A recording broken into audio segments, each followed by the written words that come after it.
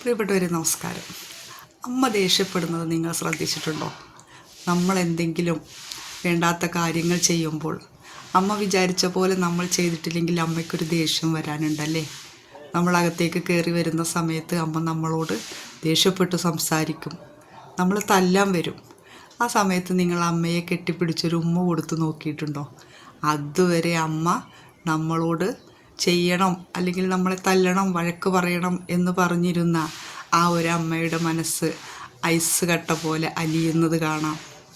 അമ്മ ചേർത്ത് പിടിച്ചൊരു ഉമ്മ കൊടുക്കുമ്പോൾ അത്രയും നേരം അമ്മയുടെ മനസ്സിലുണ്ടായിരുന്ന ആ ദേഷ്യം മഞ്ഞുപോലെ ഉരുകുന്നത് കാണാം. നമ്മുടെ ആ കെട്ടിപ്പിടുത്തത്തിൽ, നമ്മുടെ ആ ഉമ്മ വെക്കലിൽ അമ്മ അലിഞ്ഞ് ഇല്ലാതെയാകും. അതാണ് അമ്മ.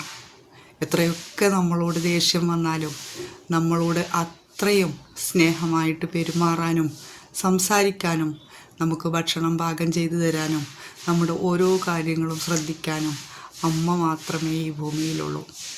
കൊച്ചു വർത്തമാനം നിങ്ങൾക്ക് ഇഷ്ടപ്പെടുന്നുണ്ടെങ്കിൽ ചാനൽ സബ്സ്ക്രൈബ് ചെയ്യണം, ലൈക്ക് ചെയ്യണം, കമൻറ്റ് ചെയ്യണം. Thank you.